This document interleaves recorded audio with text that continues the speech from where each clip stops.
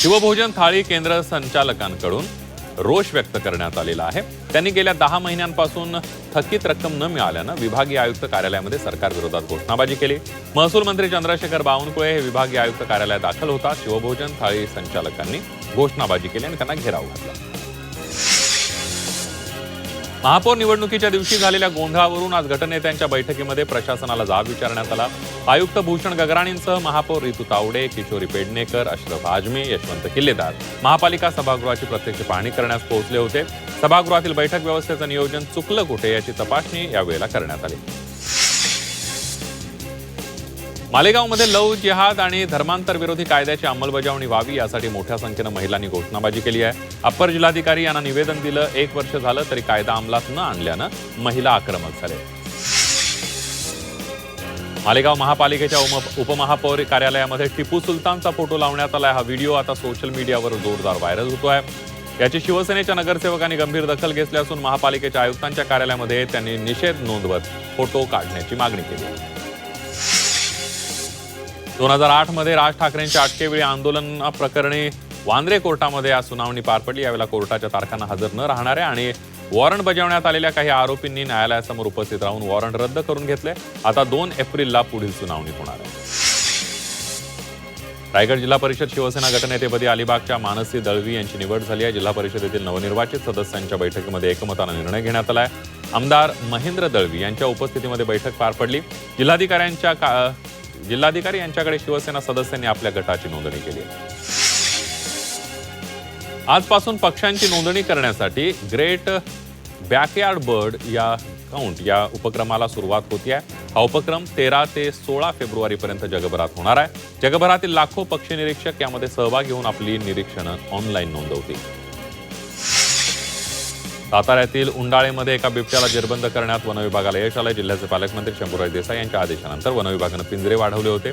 आतापर्यंत या ठिकाणी 4 ते 5 जण बिबट्याच्या हल्ल्यात जखमी झाले।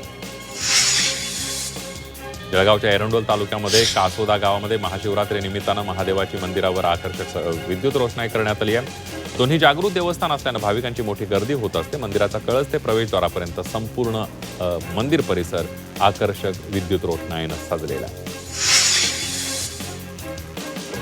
यंदा बायोगॅस परिषद पुण्यामध्ये होणार आहे। 6 ते 8 मार्च दरम्यान Indian federation of green energy तर्फे ही परिषद होणार आहे। या 3 दिवसीय परिषदेला केंद्रीय मंत्री नितीन गडकरी प्रमुख पाहुणे म्हणून उपस्थित असतील।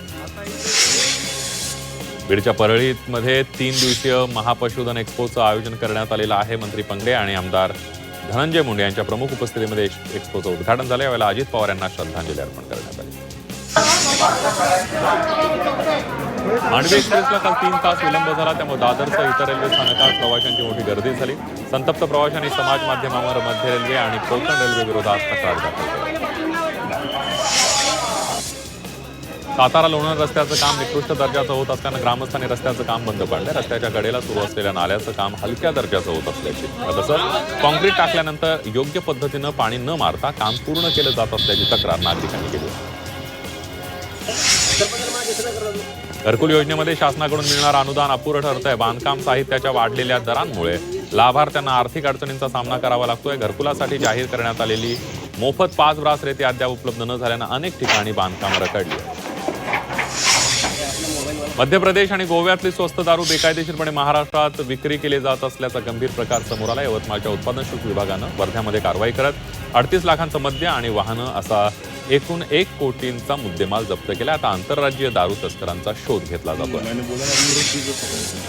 छत्रपती संभाजीनगरमध्ये तब्बल 9 वर्षांपासून बेकायदा वास्तव्याला असलेल्या MN नागरिकाला ATSनं ताब्यात घेतलंय। विजा मुदत संपल्यानंतरही तो भारतातच राहत असल्याची माहिती गुप्तचर विभागाला मिळाली होती आणि त्यानुसार त्याला ताब्यात घेऊन पुढील तपास सुरू आहे। भारतीय डाक विभागाचं बनावट पोस्टल स्टॅम्प तयार करून देशभरात विक्री करणाऱ्या आंतरराज्यीय टोळीचा पर्दाफाश करण्यात आला। या टोळीतील 2 प्रमुख आरोपींना मुंबई पोलिसांनी दिल्लीतून अटक केली आहे। या आरोपींकडून 27 लाखांची बनावट टपाल तिकीटं जप्त करण्यात आली।